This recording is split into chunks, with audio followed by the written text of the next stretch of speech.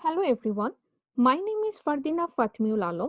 Today I am going to present our paper named Variational Autoencoder for Protein Structure Prediction. Introducing myself as the first author, I would like to introduce another author, Professor Amarda Shehu from Computer Science Department, George Mason University. This whole work is accomplished successfully under her supervision. I want to thank ACM BCB 2020 to provide us such a great opportunity to present the paper. The protein universe contains many dark regions beyond the reach of experimental technique or homology modeling. Knowledge of protein tertiary structure is a basic prerequisite for understanding the function of a protein. The understanding of what tertiary structures a protein employs to interact with other molecular partners in the cell, its biological function and dysfunction is important. But such a determination is very challenging for both wet and dry laboratories. A great progress has been made by different in silico methods in template-free protein structure prediction as a part of an optimization. The only direct information about a target protein is its amino acid sequence. Some popular methods and software platforms are Rosetta, Quark, etc. Recently, generative models based on neural networks are being increasingly debuted for generating protein structures, which actually motivated us to design variational autoencoders of different structures, find the best generative model among them, evaluate the potential of these generative models for protein structure prediction, and finally evaluate whether they can replace methods like Rosetta after being seeded with sufficient physically realistic protein structure. Just to mention that Rosetta is an existing established popular method for template-free protein structure prediction. Before I briefly talk about what we have done in this paper, I want to brief in short about variational autoencoder. It is a deep learning based generative model. Just like in standard autoencoder, it consists of an encoder part and a decoder part. But the training process is regularized to avoid overfitting and ensure that the latent space has good properties that enable generative processes. The input is encoded as the distribution over the latent space. A point from the latent space is sampled from the distribution, and the sample point is then decoded and the reconstruction error can be computed. Finally, the reconstruction error is back propagated through the network. We actually train the variational autoencoder using gradient descent to optimize the VE loss with respect to the parameters of the encoder and decoder. So there is typically limited to showing that some generated structures are credible. In this paper, we go beyond this objective.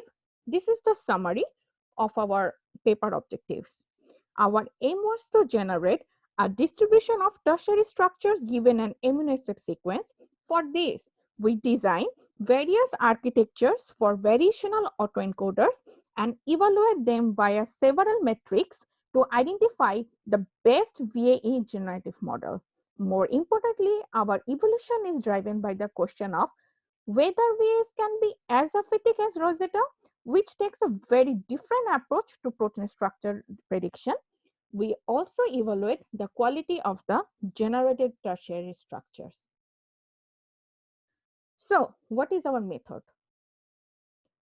We design different architectures by controlling the number of layers, neurons per layer, activation function, etc. With the guidance from our previous research on autoencoders for learning low-dimensional embedding of tertiary structures, we investigate 7 different models from V1 to V7 as listed in this table. The notation summarizes a layer with the number of units or dimension in it. For example, if we see V2, there are M input units in the encoder that are connected to the hidden layer of 2 units, which contains the latent encoding. Here we showed only the encoding part. The decoder is a mirror image of the encoder overlapping with the encoder in the latent layer. The VE models are trained on Rosetta generative structures, then used to generate more structures using these generative models. Just want to mention that due to our experience with the publicly available Rosetta platform, we generate n tertiary structures with the Rosetta ab initio protocol. The protocol takes as input the amino acid sequence for a given protein, which is generated via the Rosetta server in Prio. So to find the best VA model, we make use of three metrics: the maximum mean discrepancy, the Bhattacharya distance, and the earth mover distance. These are very well-known established metrics for measuring the distribution between two distributions. We also compare between the learned and the input distribution for top VA models via the RMSD matrix of RMSD distribution. After determining the best VA model, we investigated the quality of its generated tertiary structures. We also did a cost-benefit evaluation between VE and Rosetta. So this is how we set up our parameters. The framework Keras, which is an open source neural network library written in Python, was used to construct all the models. So we decided on these following values after a few trial and error for various hyperparameters. So this is our data set. We employ 18 proteins of varying lengths and fold. Each decoy is a tertiary structure specified via the Cartesian coordinates of its atoms. For simplicity, we consider the C alpha atom of each amino acid. Here, column 1 is showing the PDB ID, column 2 and 3 are showing the fold of the native structure and the length in terms of the number of amino acids, confirming that the targets are diverse in fold and length. In our result section, we try to reflect our paper's main objective. First of all, we evaluate whether the generated tertiary structures from the learned distribution follow that of the training structure. We do so for each of the 7 VA models that we mentioned already in order to determine a few top models in this regard. So we make use of 3 metrics. The first one is earth mover distance, which measures the distance between two probability distributions over a domain. Just wanted to mention that since the distributions are multidimensional, we indirectly compare them via their respective distribution of RMSDs from the corresponding native structures of a protein target, and we do so over 1/3 of the benchmark set 6 target in order to narrow down our focus on a few top models. We consider 2 cases for the size of the training data set, 10,000 and 20,000.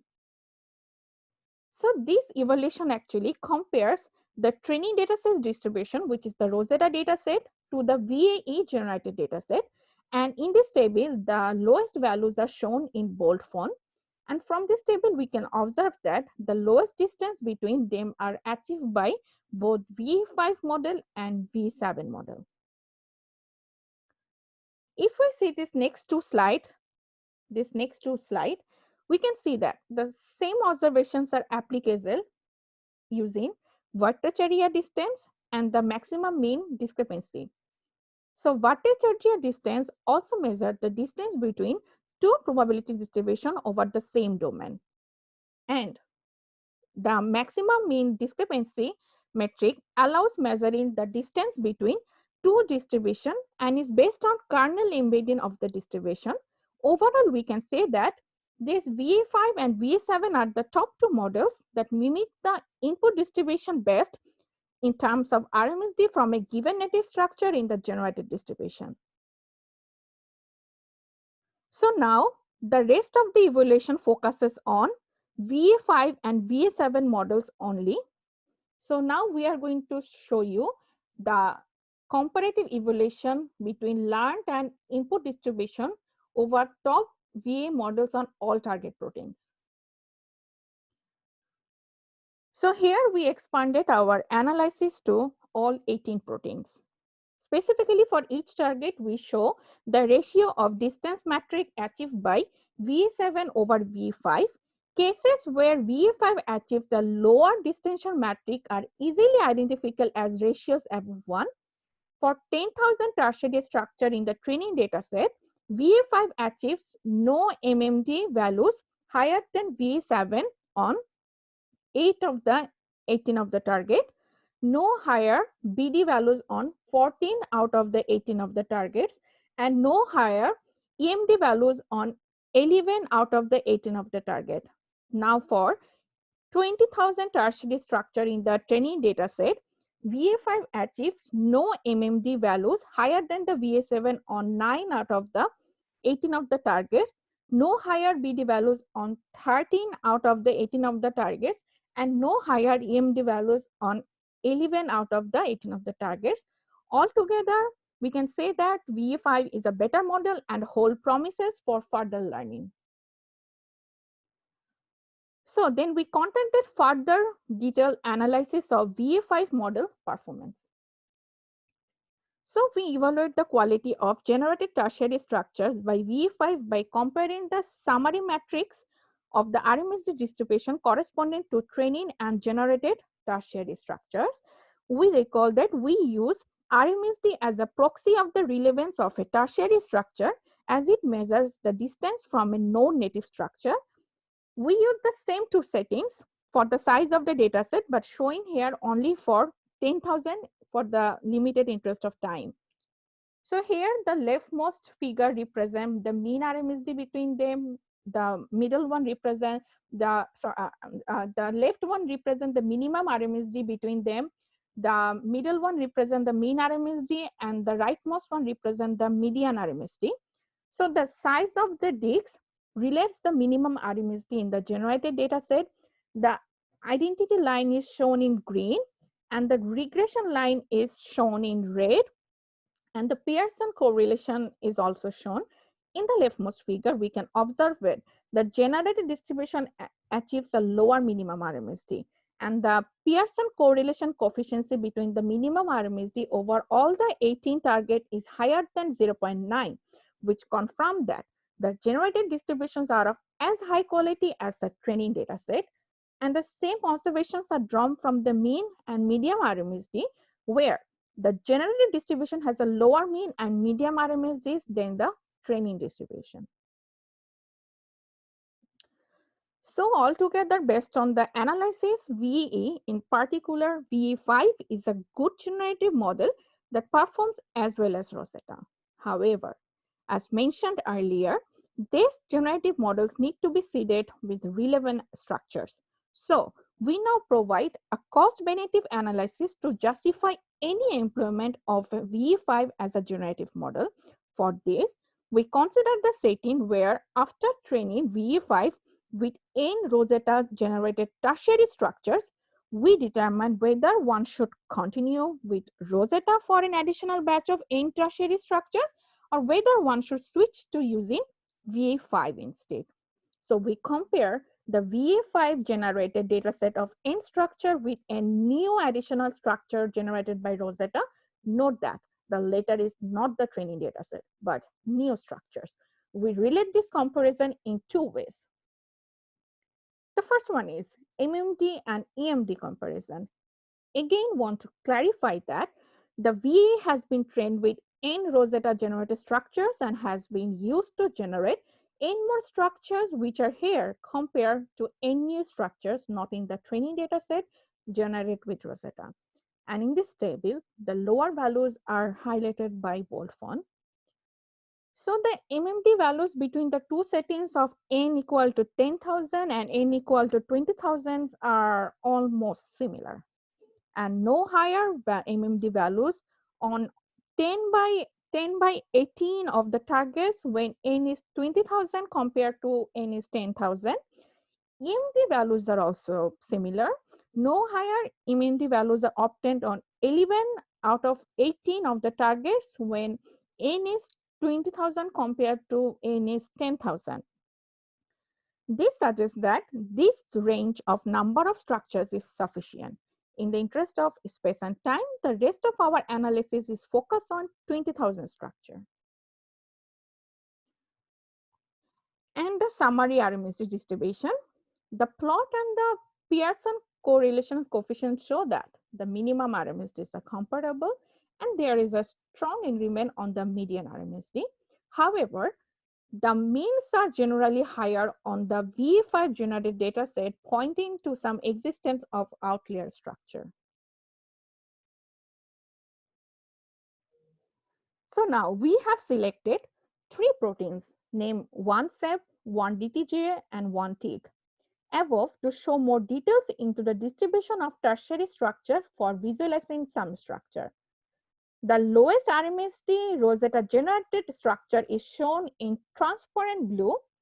Its C alpha atoms are connected with a tube drawn in the same color in opaque. And then the lowest RMSD VE5 generated structure is superimposed on top and is drawn in opaque magenta with the C alpha atom connected with a tube. So from this figure, what we can observe? We can observe that VE5 and Rosetta generated structures are very similar with RMSD in a certain range. Even the higher RMSDs of 1.7 angstrom is distributed mainly in the flexible loop connecting the secondary structure elements. So we successfully concluded that the presented results are promising and show that once seeded with sufficient physically realistic structures, variational autoencoders are efficient models for generating realistic tertiary structures. VA5 comes at no cost to data quality. Indeed, all the comparisons show that the tertiary structure generated by VA5 are as high structural quality and near nativeness as the ones generated by a top platform such as Rosetta. So some of our future direction could be broaden the deep generative model search, investigate more complementary framework like GAN, and we can diversify generative structure further to a broader structure space, and we can also add more structural detail beyond the C alpha atom representation. We want to acknowledge NSF grants, and also we want to acknowledge Argo Research Computing Cluster for provided us computational support. Thank you everyone. Thank you for patience hearing.